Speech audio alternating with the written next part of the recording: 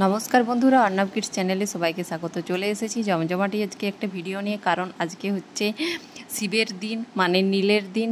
আমাদের এখানে পরব শুরু হয়ে গেছে, অনেক জায়গাতে এই পরবটা হয়, তার জন্য আমি চলে এসেছি মন্দিরে। দেখুন শিব মন্দির, এটা কিন্তু আজকের করা ভিডিও নয়, ভিডিওটা আমি আগেই করেছিলাম যখন মন্দিরে আমি পুজো দিতে গিয়েছিলাম। দেখুন মন্দিরটা কিন্তু সেদিন ফাঁকাই ছিল, মানে আমি অনেক সকাল সকাল, তখন সকাল 7টা বাজে আমি তখনই মন্দিরে কিন্তু পৌঁছে গিয়েছিলাম। আর দেখুন মন্দিরটা অনেক ফাঁকা ছিল, তার জন্য আমি ভিডিওটা খুব ভালোভাবে করতে পারলাম। দেখুন আমি ভিতরে ঢুকে গেছি, আর এটা হচ্ছে অনেক পুরনো দিনের মন্দির। আমরা ছোট থেকেই কিন্তু এই মন্দিরে পুজো দিতে আসি। যখন আমি ছোট ছিলাম তখনও কিন্তু আমি এখানেই শিবের পুজো দিতে আসতাম।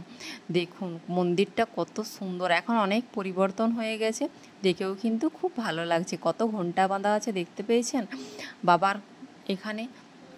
এরপর আমাদের যে পুরোহিত মশাই, আমি তার কাছে চলে গিয়েছিলাম সংকল্প করার জন্য। সংকল্প করিয়ে নিয়ে আমি পার্বতীর প্রিয়পুত্র গণেশের মাথায় জল ঢেলে দিলাম, কারণ প্রথমে গণেশের মাথাতেই জল ঢালতে হয়। তারপর ভিতরে চলে গিয়েছিলাম যেখানে বাবা আছেন, কারণ বাবা দেখেন গম্ভীরের মধ্যে।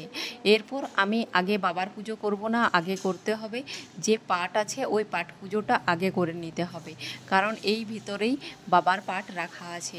আমি আগে পাটের পুজো করে নেব, ওখানে ফুল জল দিয়ে আমি পুজো করে তারপর আমি বাবার পুজো করব। দেখুন আমি চলে গেলাম ওই পাটের কাছে। আমি সুন্দরভাবে নিজের হাতে পুজো করলে মনে একটা আলাদা রকম শান্তি আসে। আর যখন ভিড় থাকে তখন খুব ভালোভাবে পুজো করতে পারি না, কিন্তু পুজোটা করা হয়। আর আজকে কিন্তু ফাঁকাই ছিল, তাই পুজোটা অনেক সুন্দরভাবে আমি করে নিয়েছিলাম। দেখুন আমার পাটের পুজো করা হয়ে গেল। এরপর আমি চলে যাব গম্ভীরের ভিতরে। আপনাদেরকে বাবাকে খুব ভালো করে আজকে দেখিয়ে দিলাম। দেখুন বাবাকে নিজের হাতে মালা পরিয়ে ফুল জল সব কিছু দিয়ে বাবার পুজো করে নিলাম। আর বাবাকে দেখলেন তো কত সুন্দরভাবে বাবা আছে এখানে।